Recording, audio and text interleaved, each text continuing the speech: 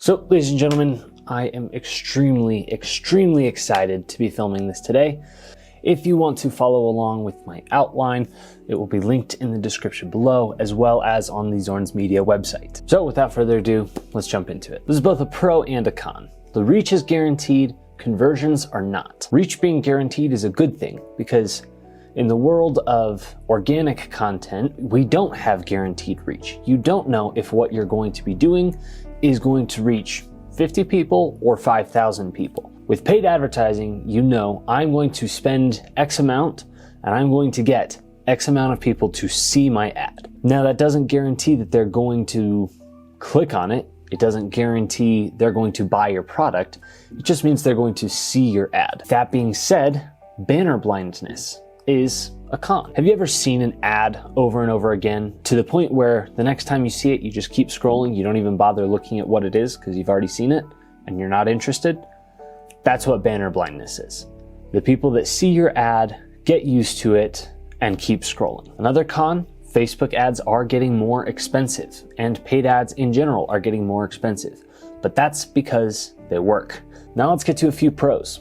They're easy to tweak. If you want to change the image so that people don't get banner blindness, it's really easy to go in and just change out the image. If you want to tweak how much you're spending on a given day, you can also go in and change your spending. And probably one of the biggest pros is that they are extremely scalable. Because after all the testing, after everything that you're doing, eventually you're going to find an ad that works.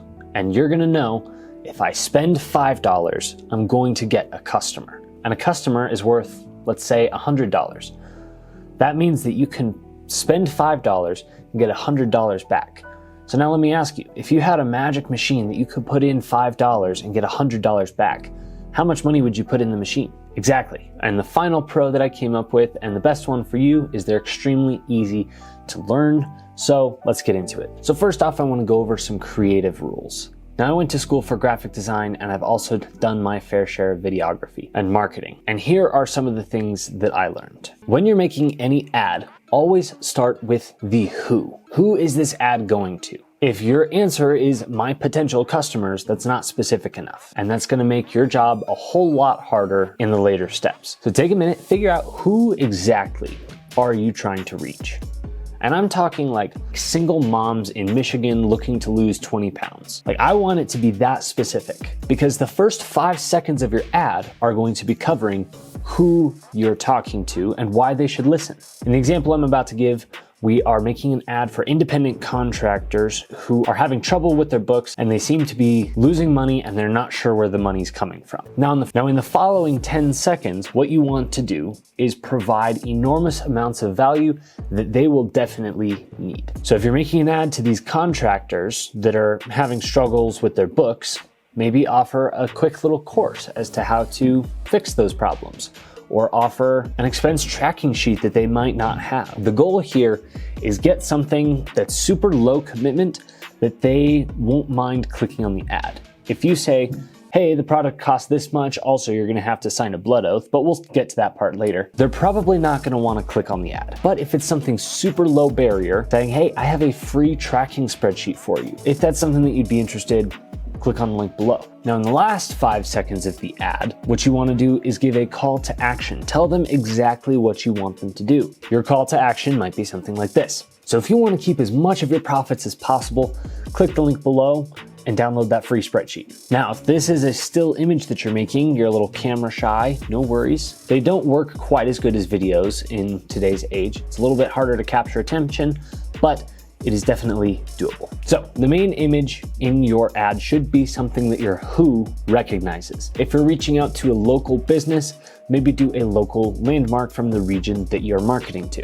Now, once you've got the background out of the way, the first big thing you want them to see is big, fast value. For example, have a big price tag, have it crossed out, and then say free. Really big, that's the first thing that they see as soon as they're scrolling. They see, oh, something of value is now free. Now the second thing that you want them to see is the description of your offer. They know it's free, now they need to know what you're actually giving them for free. For example, free 1 month of landscaping. That way they know this is the value, it's free, and this is what it is. Now in the description of the ad on Facebook, this is where you go into the details, maybe a disclaimer. It's really up to you And then after that, they should want to click the link because it's such a good value proposition that they have no choice but to click the link. Now we're going to get into the actual specifics of how do you make the ad. Now I'm not going to go into incredible detail on how to create the ads. There's plenty of tutorials out there.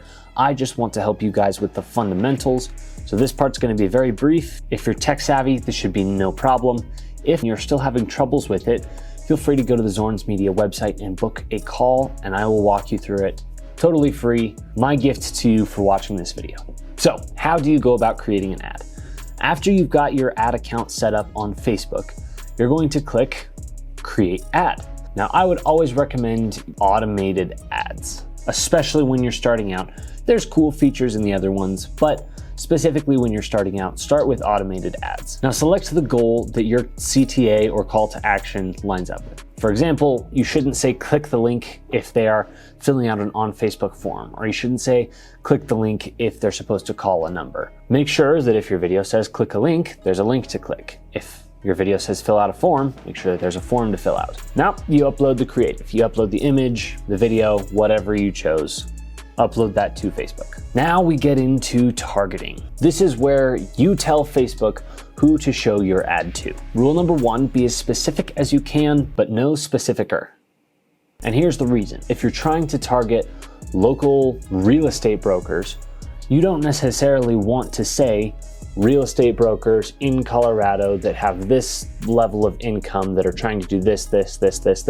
No, what you want to do, because your who in your ad should have already narrowed that down. What you want to do is narrow it down to maybe just Colorado, and then it will show it to more people who might not have those characteristics in their targeting profile. And so you'll end up reaching more people with your ad. If you absolutely nailed the call out to your who in your ad, this is going to be a breeze for you. Now, how much should you spend on the ad? Really, it depends on the amount of results that you want. One of my biggest pieces of advice, don't spend too much in your first week. Facebook usually takes about a week or two to figure out who your ideal customer is. And so if you spend a bunch of money in that week and then stop because it's not working, Facebook was just trying to figure out who to show your ad to get the most clicks. So I would recommend, if you're going for, let's say, a 2-month or 3-month campaign, only spend about a quarter of what your daily spend would be for the longevity of the ad in that first week, while Facebook is figuring out who will click on your ad. Then once you start finding ads that work, then you delete the other ones and put all of your money on the ones that are gaining the most amount of clicks. Now, ladies and gentlemen, tracking is one of the most important aspects of this. If something's not working, tracking is going to help you find out what exactly is not working and how to change it. So here are 3 things that you should always be tracking. CPR, or cost per result. This is also abbreviated to cost per click, or CPC. Basically what this is it just takes the total amount that you've spent and divides it by the amount of clicks that you've got. So if you've spent $100 and you've gotten 10 clicks, that means that the price is $10 per click. Next thing you want to keep track of is how many of those clicks turn into customers. For example, if you spent $100, you got 10 clicks and 5 customers, then that means for every 10 clicks, you get 5 customers. Or for every $100, you get 5 customers. Then if you break that down on a scale of I spent $100, got 5 customers, that means you spent $20 to acquire a customer. That number is the cost to acquire a customer. And that is the final thing that you'll be tracking, is how much do I spend to get a customer. This is what we were talking about earlier. If you had a machine that you could put in $5 and get $100 back, how many $5 bills would you put in? Your $5 is your cost to acquire a customer. The $100 is what you get back from that customer. Now, do's and don'ts. This is one of my favorite aspects of business. This is the LTGP to CAC ratio, or lifetime gross profit to cost to acquire a customer ratio. Now, if you're having trouble figuring out what that ratio is, I have a totally free tool on my website. I will link to it below. This will help you figure out what your cost to acquire a customer is, as well as what your ratio to your lifetime gross profit and your cost to acquire a customer is. Now, ideally, you want this ratio to be about 5-to-1. For every $1 you spend getting a customer, you get 5 back. For every $1 you spend advertising, you get $5 back in the customers that come through your door.